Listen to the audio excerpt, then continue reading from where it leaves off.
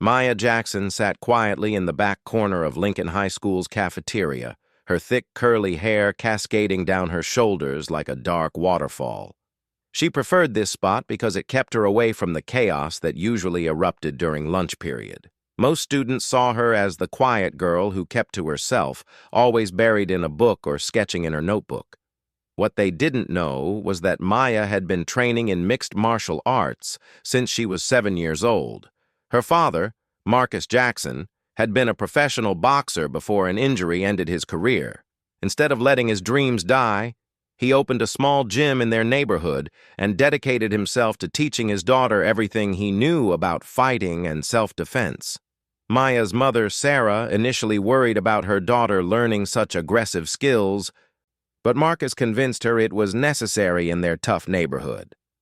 The Jackson family had moved to this predominantly white suburb 6 months ago, when Marcus got a job managing a larger fitness center. Maya found herself being one of only 12 black students in a school of nearly 2,000. The transition had been difficult, not just because of the racial dynamics, but because Maya's quiet nature made it hard for her to make friends in this new environment. 3 tables away from Maya sat the school's most notorious group of bullies, led by 17-year-old Chad Morrison. Chad came from a wealthy family that had lived in the area for generations. His father owned several car dealerships, and his mother served on the school board. This gave Chad a sense of untouchability that he used to terrorize students he deemed different or inferior. Chad's crew included Tyler Brooks, a tall, lanky boy who laughed too loudly at everything Chad said, and Jessica Palmer, a girl who had been popular until she decided that following Chad was easier than maintaining her own identity. Together, they had made life miserable for dozens of students over the years, but somehow always managed to avoid serious consequences.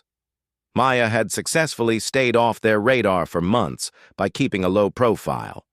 She ate lunch alone, walked to classes quietly, and never drew attention to herself. But on this particular Tuesday in March, her luck was about to run out. Chad had been having a bad week. His girlfriend had broken up with him. His grades were slipping, and his father had threatened to take away his car if his behavior didn't improve. He was looking for someone to take his frustrations out on, and Maya's isolated position made her an easy target. "Look at that girl over there," Chad whispered to Tyler and Jessica, nodding toward Maya, "sitting all alone like she's too good for everyone else." Jessica glanced over and smirked. "She's probably thinking she's some kind of princess with all that hair. Someone should teach her this isn't Africa." Tyler laughed nervously, not entirely comfortable with the direction this was heading, but too weak to stand up to his friends. "Maybe we should just leave her alone, Chad. She's not bothering anyone." Chad's eyes narrowed. "That's exactly the problem, Tyler. She thinks she can just come into our school and act like she doesn't have to interact with anyone. Someone needs to welcome her properly." Maya continued reading her book, completely unaware of the conversation happening nearby. She was absorbed in a story about ancient warriors when she felt someone approaching her table. Looking up, she saw Chad standing directly across from her, with Tyler and Jessica flanking him on either side. "Hey there, new girl," Chad said with a fake smile that didn't reach his eyes. "I don't think we've been properly introduced. I'm Chad Morrison, and I basically run things around here." Maya looked up calmly, her dark eyes meeting his. "I'm Maya. Nice to meet you." She returned to her book, hoping they would take the hint and leave her alone. Chad's smile faded. He wasn't used to being dismissed so casually. "You know, Maya, I've been watching you for weeks. You sit here all alone, never talk to anyone, never participate in school activities. Don't you think that's a little rude?" "I prefer to keep to myself," Maya replied simply, not looking up from her book.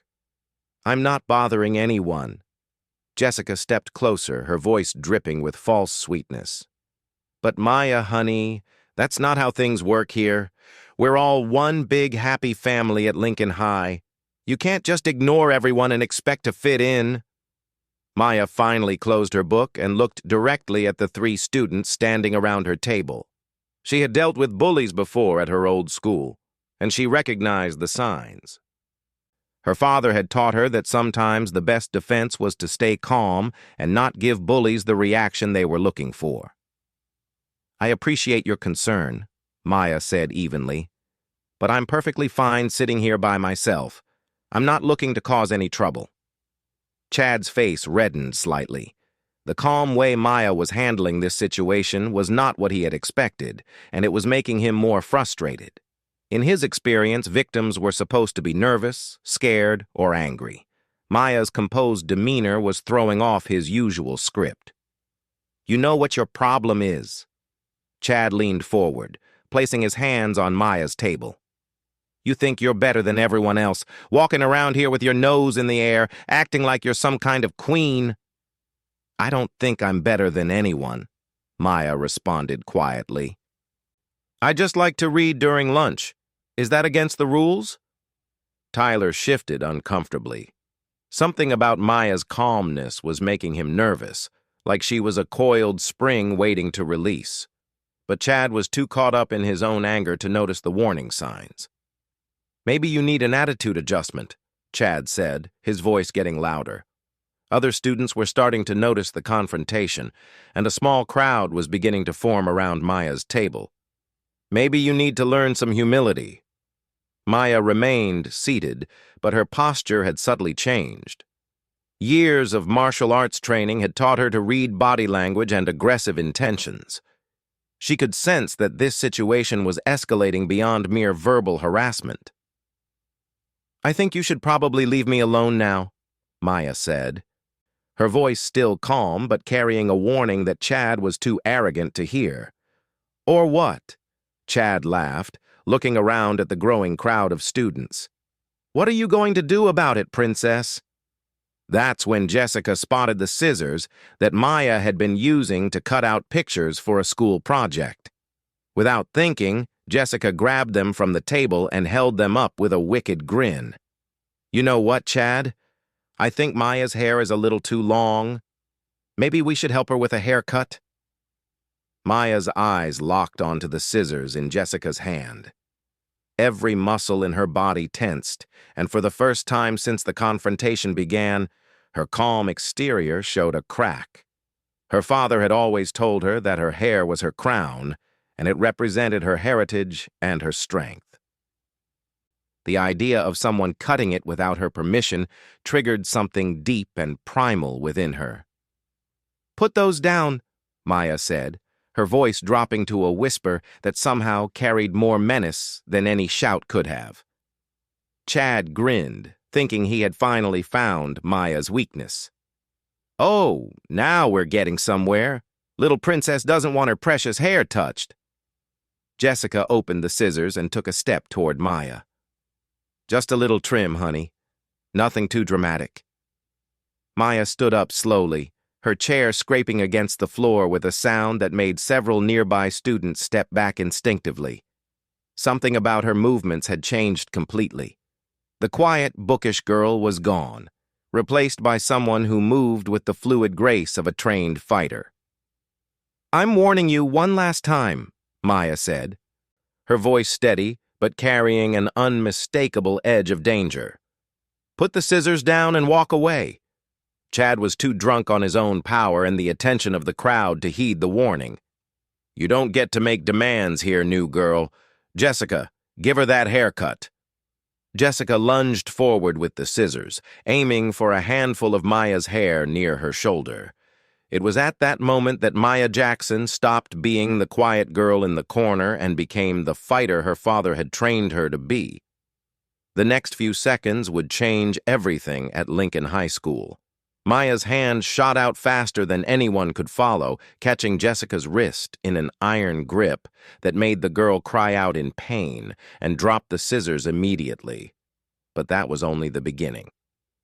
Chad, shocked by the speed of Maya's movement, reached out to grab her shoulder, thinking he could intimidate her with his size advantage. He never saw Maya's other hand coming until it struck him in the solar plexus with surgical precision, driving all the air from his lungs and sending him stumbling backward. Tyler, panicked by seeing his friend suddenly overwhelmed, made the mistake of trying to grab Maya from behind. Maya had been practicing defense against multiple attackers since she was 10 years old. Without even turning around, she drove her elbow backward into Tyler's ribs, then spun and swept his legs, sending him crashing to the cafeteria floor. The entire sequence lasted less than 10 seconds, but it left Chad gasping for air, Jessica clutching her wrist and crying, and Tyler groaning on the floor. Maya stood in the center of it all, breathing steadily, her hair still perfect and untouched. The cafeteria had gone completely silent. Hundreds of students stood frozen, unable to process what they had just witnessed. The quiet girl who had been a victim just moments before had systematically dismantled 3 attackers without breaking a sweat. Maya looked around at the stunned faces surrounding her, then calmly picked up her book and backpack. She stepped over Tyler's prone form and walked toward the cafeteria exit, her head held high and her dignity intact. As she reached the doors, Maya turned back to face the room full of shocked students. "My father always taught me that respect has to be earned," she said, her voice carrying clearly through the silent space. "But he also taught me that some people only understand one language." The doors swung closed behind her, leaving behind a cafeteria full of students who would spend the rest of the day trying to process what they had just witnessed.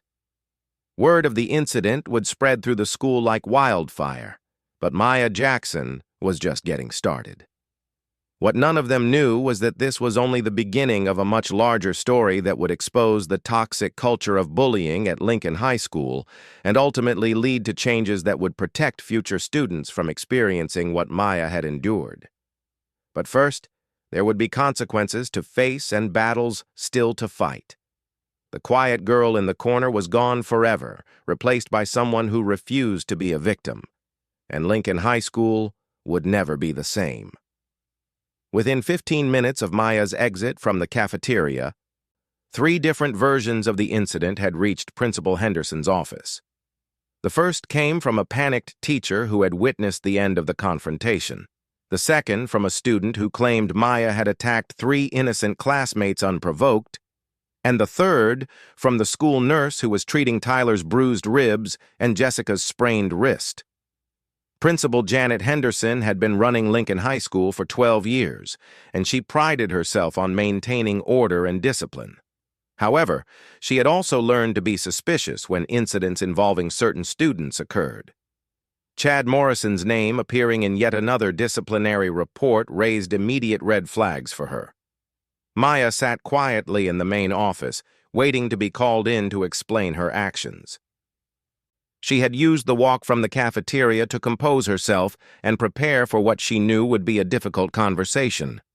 Her father had always taught her to take responsibility for her actions, but also to stand up for herself when she was in the right. When Principal Henderson's door opened, Maya expected to see only the principal. Instead, she found herself facing Henderson, Vice Principal Rodriguez, the school counselor Mrs. Chen, and Officer Davis, the school's resource officer. The presence of so many authority figures told Maya that this situation was being taken very seriously. "Please have a seat, Maya," Principal Henderson said, her voice professional but not unkind. "I think you know why you're here." Maya nodded and took the chair across from the principal's desk. "Yes, ma'am. There was an incident in the cafeteria during lunch." "That's one way to put it," Officer Davis said, consulting his notepad. 3 students required medical attention after an altercation with you. Would you like to tell us your side of what happened?" Maya took a deep breath and began to recount the events exactly as they had occurred.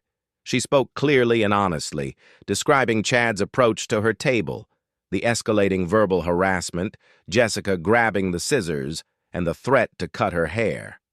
She explained her attempts to de-escalate the situation and her final warning before defending herself. As Maya spoke, Principal Henderson found herself impressed by the girl's composure and the logical way she presented the facts. There was no emotion, no attempt to make herself look better, just a straightforward account of events. "Maya," Mrs. Chen interjected gently, "can you tell us about your background? Have you ever been in a situation like this before?" "Not exactly like this," Maya replied, "but I've dealt with bullies at my previous school. My father taught me that sometimes you have to stand up for yourself because no one else will." "Your father taught you to fight?" Officer Davis asked, his eyebrows raising. "My father taught me self-defense," Maya corrected. "He owns a martial arts gym and he's been training me since I was 7 years old. He always told me that fighting should be a last resort. But when someone threatens you with a weapon, you have the right to protect yourself." Principal Henderson leaned forward. "Maya, help me understand something. You claim that Jessica Palmer threatened you with scissors, but she says she was just joking around and you overreacted violently." Maya's jaw tightened slightly. "Ma'am, with respect, when someone grabs scissors and moves toward you saying they're going to cut your hair, that's not a joke. That's assault with a weapon." The room fell silent. Officer Davis looked up from his notepad, suddenly paying much closer attention. In his 15 years as a police officer, he had seen enough real threats to recognize the difference between a prank and an assault. "Maya," he said slowly, "are you saying you felt your life was in danger?"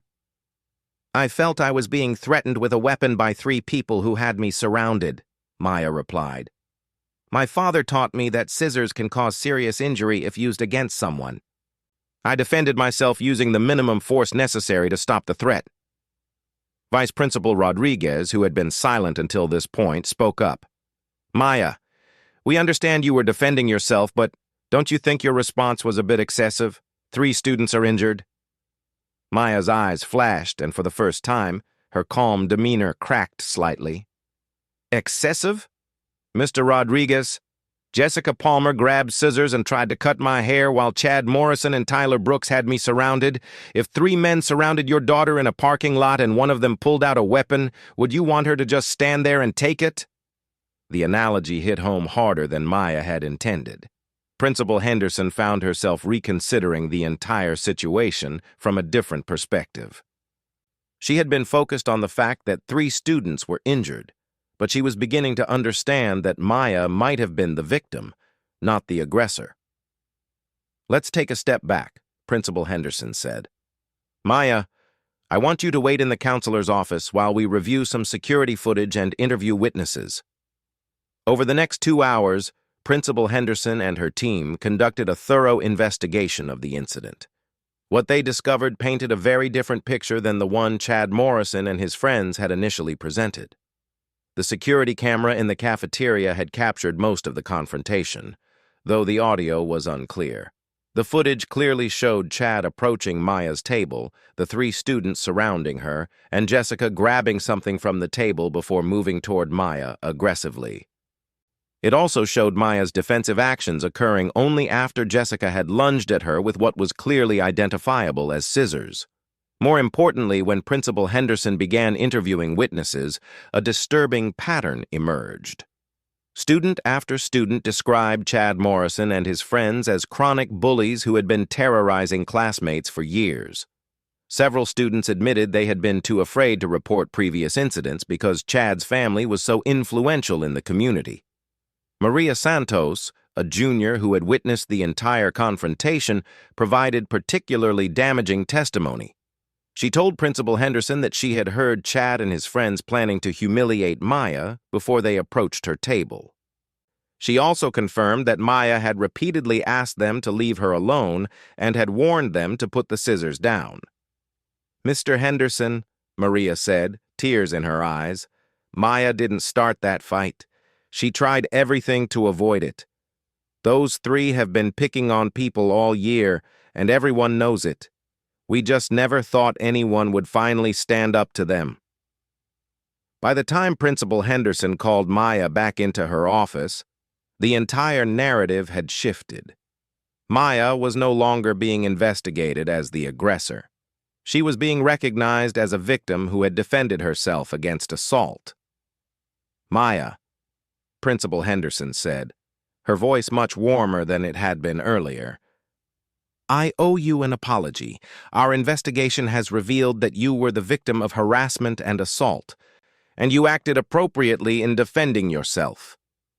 Maya nodded quietly, unsurprised by the revelation. She had known the truth from the beginning.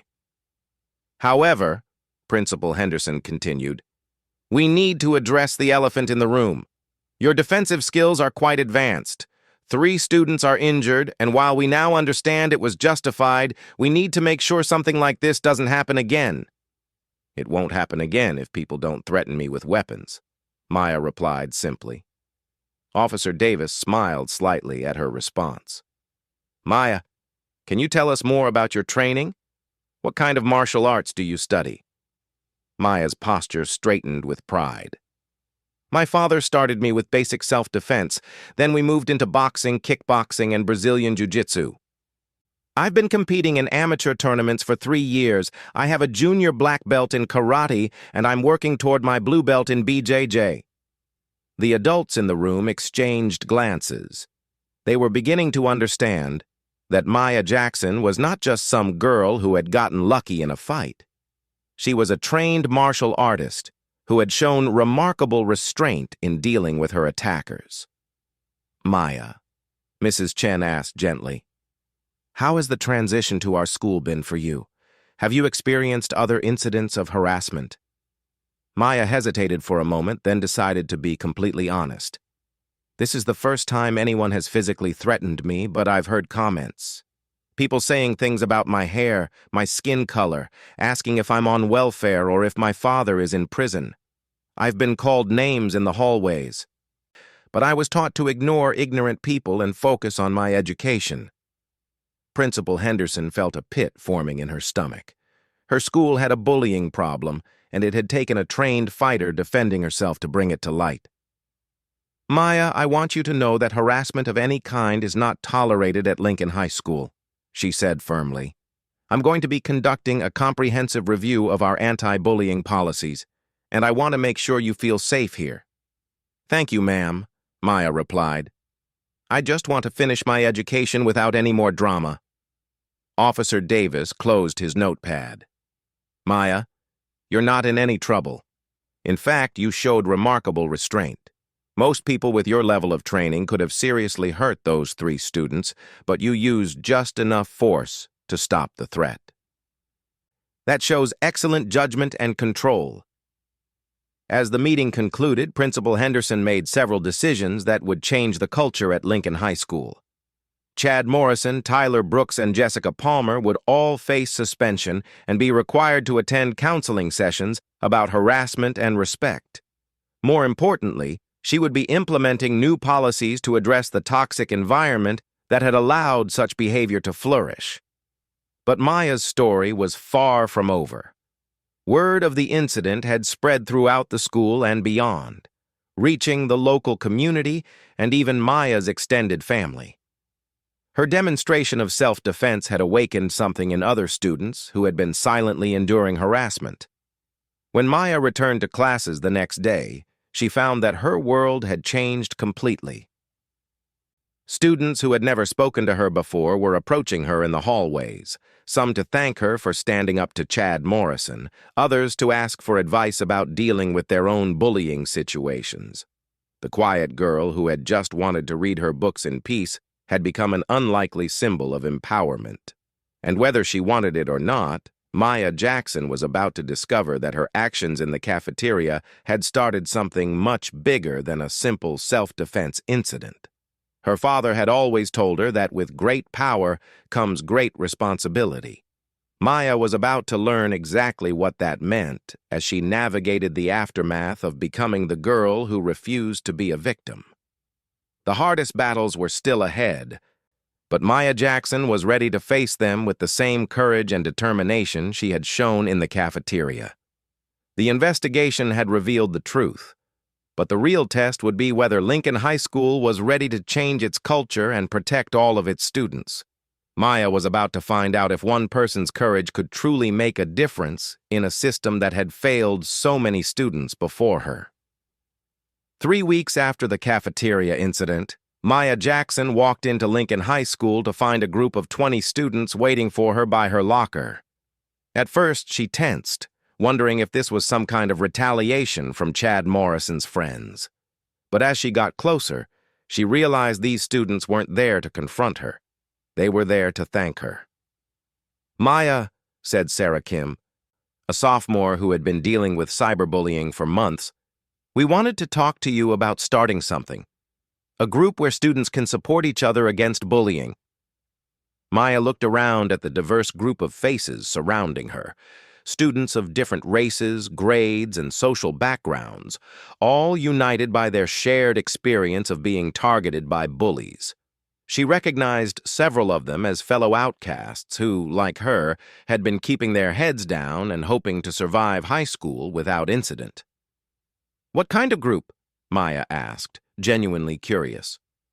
Marcus Johnson, a tall black senior who played on the basketball team, stepped forward. "We've all been talking, and we realized that what happened with you and Chad opened everyone's eyes. Teachers are actually paying attention to bullying reports now. But we think we can do more than just report incidents after they happen." Over the next few minutes, the students explained their vision. They wanted to create a peer support network that would help victims of bullying find their voices, document incidents properly, and provide emotional support to students who felt isolated and targeted. They also wanted to work with the administration to create real consequences for bullying behavior. Maya listened carefully, remembering her father's words about responsibility and leadership. She had never asked to become a symbol or a leader, but she was beginning to understand that sometimes life chose your path for you. "I'm interested," Maya said finally, "but I want to make sure we do this right. My father always taught me that real change comes from education and understanding, not just fighting back." The group decided to meet after school that day to discuss their ideas further. By the time Maya arrived at the designated classroom, the group had grown to over 30 students, including several she didn't recognize. Word was spreading quickly throughout the school. As the meeting began, Maya found herself naturally taking on a leadership role, guiding the discussion and helping to organize their thoughts into actionable plans. They decided to call themselves the Lincoln Alliance for Student Empowerment, or LASE for short. Their first order of business was to document the full extent of bullying at their school. Over the next week, they created an anonymous reporting system that allowed students to share their experiences without fear of retaliation. The results were shocking even to Maya, who had thought she understood the scope of the problem. More than 200 students submitted reports detailing incidents of harassment, intimidation, physical violence, cyberbullying, and discrimination. The reports painted a picture of a school where a small group of influential students had created a culture of fear and silence that affected nearly half the student body. Maya and her team compiled the reports into a comprehensive presentation, which they requested to deliver to the school board. The board meeting, originally scheduled as a routine monthly session, became standing room only as students, parents, and community members packed the auditorium. Maya stood at the podium, her father sitting proudly in the front row, and addressed the board with the same calm confidence she had shown in the cafeteria. "Honorable board members," she began, "3 weeks ago, 3 students at Lincoln High School thought it would be funny to cut my hair with scissors while their friends held me in place. They chose me because they thought I was weak, isolated, and without anyone to defend me. They were wrong about my ability to defend myself, but they were right about one thing. The system had failed to protect me, just like it has failed to protect hundreds of other students." For the next 20 minutes, Maya presented the data LASE had collected, sharing anonymous stories of students who had been driven to depression, anxiety, and even thoughts of self-harm by persistent bullying. She spoke about the academic impact of creating an environment where students were afraid to participate in class or attend school events. She detailed the long-term psychological effects of allowing harassment to go unchecked. But Maya didn't just present problems, she came with solutions. Lassie had developed a comprehensive anti-bullying program that included peer mediation, mandatory education for all students and staff, clear consequences for harassment, and ongoing support for victims. They had researched successful programs from other schools and adapted them to fit Lincoln High's specific needs. The school board was so impressed with the presentation that they voted unanimously to implement Lassie's recommendations. More importantly, they agreed to provide funding for the program and to make Maya and her team official consultants in its development. The changes at Lincoln High School were dramatic and swift. Chad Morrison and his friends faced serious consequences for their actions, including suspension, mandatory community service, and participation in a restorative justice program that required them to understand the impact of their behavior on their victims. But the real change came in the school's culture. Students who had been silent for years began speaking up about their experiences. Teachers received training on recognizing and addressing harassment. The administration implemented a zero-tolerance policy for discriminatory behavior and created multiple pathways for students to report incidents safely. Maya found herself at the center of a transformation that extended far beyond Lincoln High School. Local news stations picked up the story, focusing on how one student's courage had sparked systematic change. Educational organizations from across the state reached out to learn about Lassie's methods and to invite Maya to speak at conferences and workshops. As the school year progressed, Maya watched her fellow students flourish in the new environment. Sarah Kim, who had been afraid to participate in class discussions due to cyberbullying, joined the debate team and discovered a talent for public speaking. Marcus Johnson used his influence as a basketball player to mentor younger students and create a culture of inclusion in the athletic department. Even some of the former bullies began to change. Tyler Brooks, after completing his community service and counseling sessions, approached Maya to apologize and ask if he could join Lassie as a peer educator. His transformation from follower to leader became an example of how people could change when given proper guidance and accountability. Maya's relationship with her classmates evolved as well.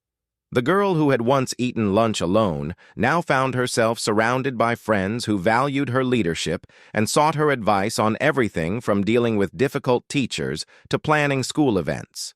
She had become not just a respected student, but a trusted voice in the school community. The most significant change, however, was in Maya herself. The quiet girl who had preferred to stay in the background discovered that she had a natural talent for leadership and a passion for social justice. She began considering careers in education, law, or social work, fields where she could continue fighting for people who needed advocates. As senior year approached, Maya reflected on how much her life had changed since that day in the cafeteria. Her father's training in martial arts had given her the skills to defend herself physically, but the experience had taught her that real strength came from using your voice, organizing your community, and refusing to accept injustice as normal.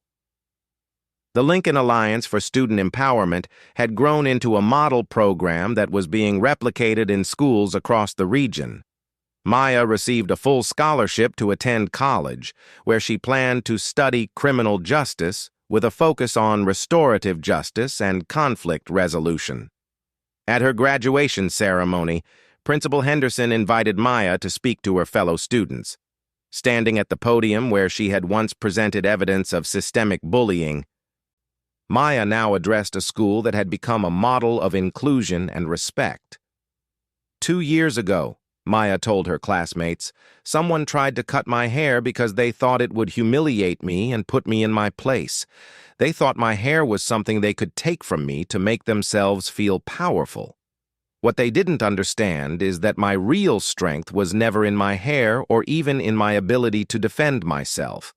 My strength was in knowing who I am and refusing to let anyone else define my worth.